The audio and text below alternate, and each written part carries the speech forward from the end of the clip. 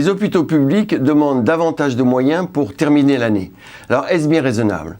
Frédéric Valletoux, vous allez nous expliquer. Vous êtes le président de la Fédération hospitalière de France et vous avez écrit à la ministre de la Santé, Marisol Touraine, pour un dégel de crédit parce que vous craignez que les hôpitaux publics soient en déficit cette année. Alors, l'activité n'a été que de 1,7, mais il était prévu 2,8, donc vous voulez ce 2,8. Mais est-ce que si l'activité est réduite, vous ne devez pas essayer de vous conformer au 1,7 ? Comment... Alors, l'activité dans les hôpitaux, malheureusement, elle ne faiblit pas.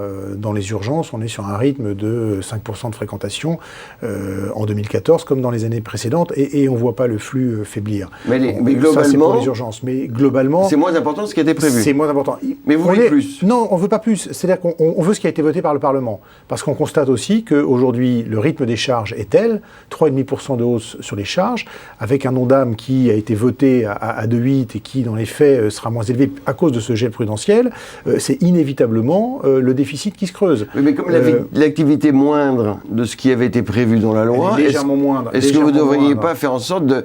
Les économies, l'hôpital le fait, mais vous savez, on est dans un système où le budget hospitalier, c'est 70% des charges de personnel.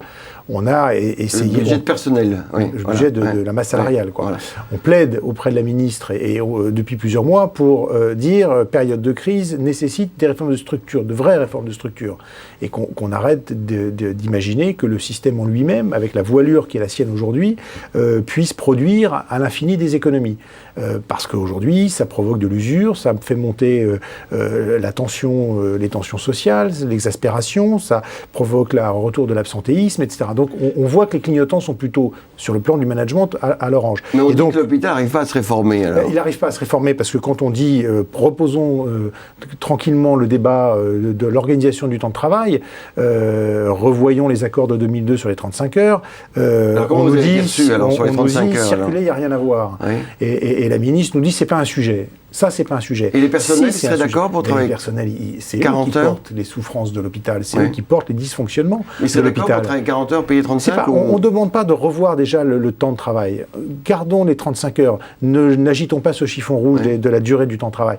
Revoyons simplement les accords de 2002, qui ont été très généreux, parce qu'on sait qu'ils ont été signés très vite, sous la pression politique. Il fallait tout d'un coup mettre l'hôpital dans la boucle des 35 heures, alors que ce n'était pas prévu initialement par Mme Aubry. Même Lionel Jospin dit que ça a été un peu vite dans la commission récente. La commission parlementaire qui travaille sur le sujet aujourd'hui, qu'à l'hôpital, c'était sans doute pas adapté. Alors, qu'est-ce que vous proposiez alors, on propose de revoir les accords locaux. On propose surtout qu'il y ait des signaux politiques. La ministre doit dire « J'encourage les directeurs, les présidents de CME à revoir dans leurs établissements les organisations et je soutiendrai les démarches de réorganisation. » Or, aujourd'hui, on sait qu'un directeur qui part seul au front, et si le mouvement syndical devient un peu dur, si la contestation est dure, la ministre le lâche. C'est ce qui s'est passé à Paul Guiraud, à Villejuif cet été, où il y a eu un conflit social dur, parce que la direction voulait remettre en place une organisation du travail où on avait des jours de RTT à l'infini, qui ne correspondent plus à la réalité et aux besoins d'aujourd'hui.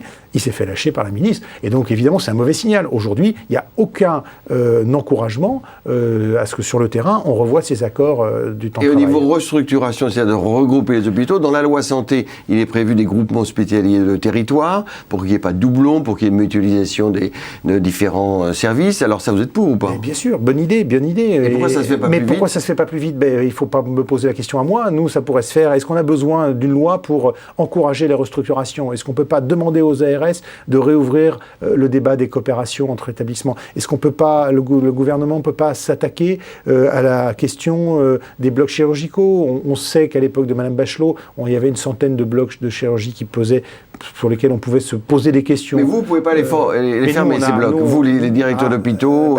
Non, parce que c'est des décisions des agences régionales de santé, et donc à travers elles, c'est l'État, enfin c'est le ministère de la Santé.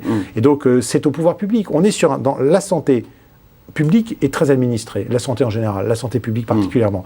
Et donc c'est au pouvoir public qui, j'allais dire, tienne les manettes, de donner des signaux. Nous, on plaide, je le redis, pour que des mesures fortes de restructuration de notre appareil hospitalier soient engagées. Pour faire des économies. Pour faire des économies, bien sûr. Il n'y a aucune raison que l'hôpital ne participe pas à l'effort national d'économie. Simplement, il y a des questions qui dépassent le seul hôpital. Quand on parle de la permanence des soins, c'est une question Oui, c'est une question qui évidemment concerne l'hôpital, mais concerne aussi la médecine de ville. Quand on parle de la pertinence des actes, ça concerne tous les médecins, quel que soit leur statut et leur spécialité. Il y a une chose qui vous concerne directement, c'est donc dans la loi santé, l'obligation de se regrouper sur un territoire, mais sans le privé. Alors, est-ce que c'est pas encore un truc à mi-chemin? Non. Et est-ce que vous allez faire vos restructurations dans le public, mais que le privé va être malmené ou le privé. Comment tout ça va s'équilibrer? Le préfet a tout à fait la possibilité de s'inscrire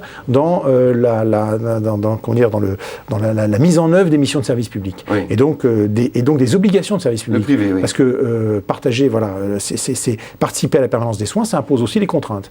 Et donc ceux qui veulent y participer, parce que sur le territoire, une clinique peut tout à fait, elle en a la voilure, elle en a l'envie et la possibilité. Comme ce service public maintenant est un bloc, ça sera difficile pour certaines cliniques privées de s'inscrire dans le service public. Et donc ça va faire deux systèmes, non? Sauf à lancer des projets de coopération. Un projet médical de territoire, puisque tout part du territoire, un projet médical de territoire peut être porté bien sûr par des acteurs publics, mais aussi par des acteurs privés. Moi, chez moi, dans ma ville, à Fontainebleau, il y a une clinique, il y a un hôpital. L'hôpital travaille en réseau avec l'hôpital de Montereau et de Nemours, qui sont à 25 km chacun, et demain avec Melun, pour faire 4 hôpitaux qui travaillent ensemble. Mais il a aussi des accords de partenariat avec la clinique qui est à 200 mètres de l'hôpital, parce que sur certaines spécialités, la clinique est forte, la clinique a des spécialistes que n'a pas l'hôpital, et qu'est-ce qui compte? C'est la qualité de l'offre et la coopération et d'éviter les doublons. Et la coopération et d'éviter les doublons. Donc après, il faut faire confiance à l'intelligence locale, de terrain. C'est elle d'inventer les projets de territoire. Et c'est aux ARS, évidemment, de les encourager. Nous, ce qu'on a simplement plaidé auprès de la ministre, c'est de dire rendez ces coopérations obligatoires. Il n'y a pas de raison qu'aucun hôpital, qu'on soit CHU ou qu'on soit petit hôpital local, qu'on ne soit pas pris dans des coopérations de territoire. Ça permet de penser ensemble l'offre de soins. Donc ça, et c'est important. On l'a obtenu, sauf que on nous renvoie un texte qui va être discuté au Parlement. C'est la démocratie, ça. Oui, non, mais bien sûr, mais le texte va être discuté au Parlement dans 6 mois, donc c'est une affaire qui va pouvoir être effective en 2016-2017. Et les 450 millions de dégel de crédit bloqués dans le budget, vous allez les obtenir ou pas là? Je ne sais pas. Nous, ce qu'on constate simplement, c'est qu'aujourd'hui, les charges augmentant plus vite que les recettes, le déficit hospitalier se creuse. En 2012, le déficit hospitalier était à 0. Il s'est creusé en 2013, il va se creuser en 2014. Et 2015, vous prévoyez moins de coûts, moins de progression des coûts, non? En 2015, l'Ondam sera à 1,9%. Donc la progression pour l'hôpital, la progression des recettes. Là aussi, s'il n'y a pas de réforme de structure possible, si on ne doit pas toucher les organisations du temps de travail, si on ne doit pas aborder... Vous êtes pour le jour de carence, vous? Si on ne doit pas, et on est pour évidemment le jour de carence. On a fait une enquête, la mise en place du jour de carence avait permis de faire diminuer de presque 8% l'absentéisme. Et là, on ne l'a pas mesuré encore parce que c'est trop récent, mais on sait que cette suppression refait partir l'absentéisme à la hausse. Et c'est ce petit absentéisme d'une journée qui met le bazar dans les organisations et qui énerve et fatigue tout le monde. Merci.